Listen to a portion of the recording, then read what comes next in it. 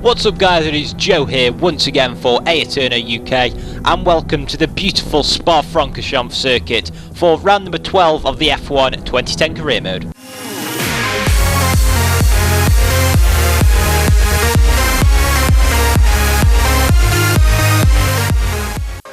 Yes guys, you join me for the Belgian Grand Prix today and we are getting straight into things in qualifying 2 and I'm going to be taking you through a qualifying lap around this circuit in the heavy rain. It's conditions that can really throw up surprises at this circuit. And now as we're coming into Eau Rouge, one of the most famous corners on the F1 calendar, taking it flat just about in this heavy rain. We've got the full wet tyres fitted, which signifies that it is pretty damn wet. And now as we come down the Kemmel Straight and braking hard just at the ripple strip, turning it right and left, the car is really not responding very well as we come flat now through this corner, running out a little bit wide and really got to minimise the understeer coming into this hairpin. It's really difficult to limit, but we seem to manage to do it quite well, getting down to about 75 miles per hour as now we come into No Name. Not quite flat, definitely not in these conditions, and as we come down to Pouhon now, another famous corner. Often Formula 1 drivers call it a lot more challenging than Eau Rouge and lifting off quite a lot, but in the second part it's obviously flat as now we come down to the chicane and not quite clipping that inside curb. You really don't want to be clipping curbs in this very heavy rain as we come now to Paul Frere, I believe it's called, the double right-hander which sort of catapults you onto Blanchimont, onto the back straight before Blanchimont. We're getting a nice run onto there. It's a fantastic lap so far, and yeah, now as we come through Blanchimont, coming through it flat, although the game doesn't want us to, but we do manage to come flat through there as we're braking at about 150 metres for the bus stop chicane. So difficult to turn in. We're actually clipping that inside apex, taking a big risk there that we might spin out. But what a fantastic lap that was. And yes, you are not seeing things. That was 12 seconds quicker than anybody else. But now as we go into Q3, our engineer recommends that we go onto the inters. But as you can see, it is clearly heavy wet. And we've completely bottled this one. We really have. We've got 20 seconds left in the session. There's absolutely nothing we can do. We were so confident of this pole position as well. We can't even go flat through Eau Rouge. We really have messed this one up big time. And guess what guys, once again we're going to be starting from 10th on the grid. It seems to be becoming a common theme. We're not missing out on Q3, but we have well and truly, oh my god, we've run out wide as well, and yeah, that says it all. We've bottled it. Well, we're going to be starting on 10th on the grid. That grid slot seems to be reserved for us, but we are here at the beautiful Spa circuit.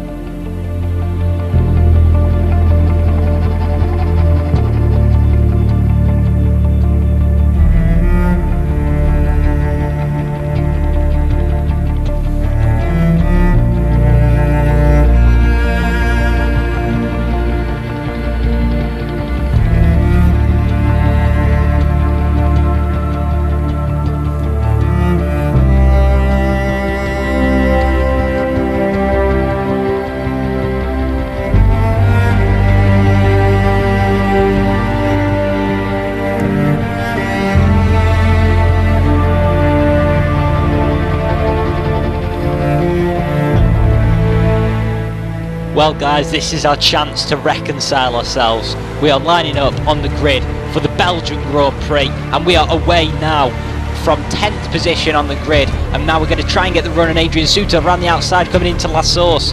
Have we gone around the outside and we're going to cut back down? Sutil gets a brilliant start. He's already up to 6th position. We're behind Nico Rosberg. We've managed to get Robert Kubica at the start. No risky moves going into Eau Rouge, luckily. On lap 1, we don't want to be destroying our car, but we go around the outside of Nico Rosberg on the exit of Eau Rouge, and also Adrian Sutil, and also Felipe Massa. We're up to 6th place already, as now we come down to the chicane at the end of the Kemmel Straight. Can we get Lewis Hamilton, and we get Fernando Alonso, our rival, and we are already up to 4th position. Can we even get Vettel maybe? But I tell you what, we will more than settle for 4th position. Vettel looks as if he's going to try and make a move on his teammate and my championship rival Mark Webber. But yeah, that move seemed to fizzle out pretty quickly. And he's still on his tail though as we come through No Name and now through Pouon. This is going to be our chance on the exit of Pouon to maybe get Sebastian Vettel, who's taking a very, very narrow line, and we've got him round the outside into Pouon. What a brilliant move that was, and we are ploughing through the field. We mean business here. We know that that qualifying session was ours to be on pole position. We haven't taken many poles this season, in fact. I can't even remember the last time. I think it was Canada actually. And yeah, as we skip to lap 2 now, our tyres are already starting to go off, but we've got the run on Mark Webber around the outside coming into the chicane, and we have done him around the outside at the end of the second sector of lap 2. And we are in hot pursuit of Jenson Button. We don't want him to get away too much because this race win is ours. It is ours. You know, we were really determined in this race to make up for, oh my word, as we nearly lose it on the exit. Yeah, and we're coming into the pit lane actually at the end of lap 3. As you can see, our tyres really starting to degrade quickly. So we decided this is a time for the Williams crew to fit a set of prime tyres to my wagon. And no delays on the entry to the pit lane. Let's see how good the stop is. It's a brilliant stop, 3.7 seconds. I'm pretty sure that's the best stop we've had all season actually. But anyways, we come out of the pit lane now on lap 4. We are in 5th position, but we are side by side with our teammate Rubens Barrichello. This is going to be who is going to lift through Eau Rouge. Neither car does, but we have to in the end.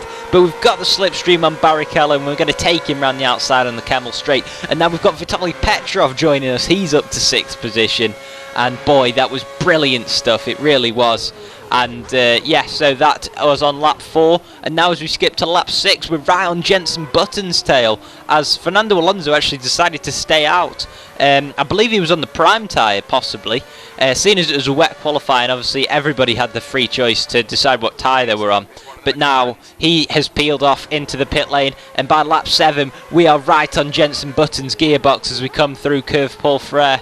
And yeah, now as we run down to Blanchimont, I was trying to think of the name of the corner then, we are right on his gearbox. We're going to try and get the slipstream, maybe. No, we don't want to probably risk going into the back of him. As you can see, it's very, very tight as we come into Blanchimont. Who's going to lift? Neither car does.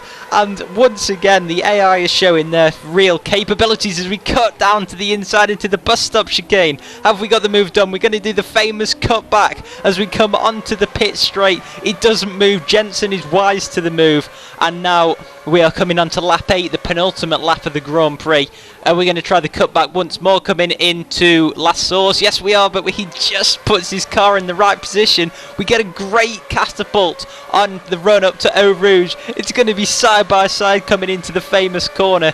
Who is going to lift? We have to lift once more as we are on the outside. But we're going to get a great run on Jenson here coming down the Camel Straight. Surely we'll be able to get the move done coming into the chicane. Have we got it done? We are side by side, and yes we do. We hold the race in line. Wow, that was really brilliant stuff.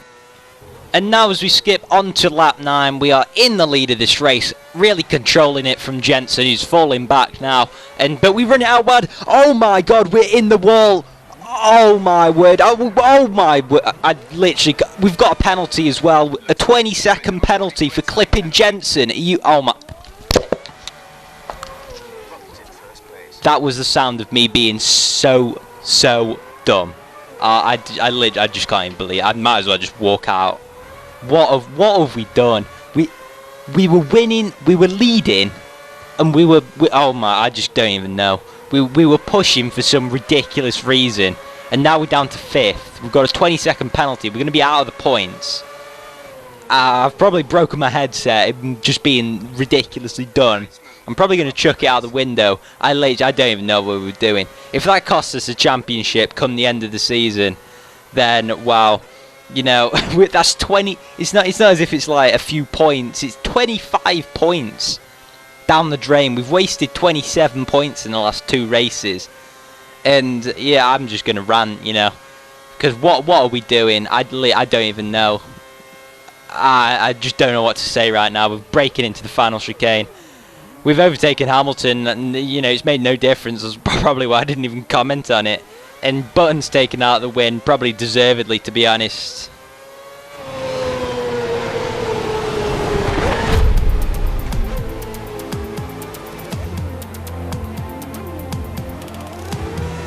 That was a good, solid drive. Well done. A solid drive? Are you actually joking me, mate? Did you see me earlier on in that lap? I don't even know. I mean, you can quite clearly see that we've spun into the wall and lost our front wing and got a 20-second penalty, but it's a great solid drive. Well done, well done. Yeah, so I'm just really sorry about that, guys. We finished in 14th place, which we've beaten our teammates still somehow, but we have fallen ridiculously behind in the Drivers' Championship.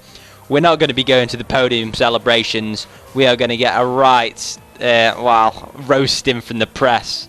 And yeah, we're getting interviewed. I'm so sorry about that, guys. I'm going to be back next race, and I'm going to put that right. I'm going to win in Monza in front of the Tifosi, and I am going to get that pole position, the race win. We've made so many mistakes this weekend, and I'm going to correct all of them for Monza. I can assure you that, guys, and I'll see you then.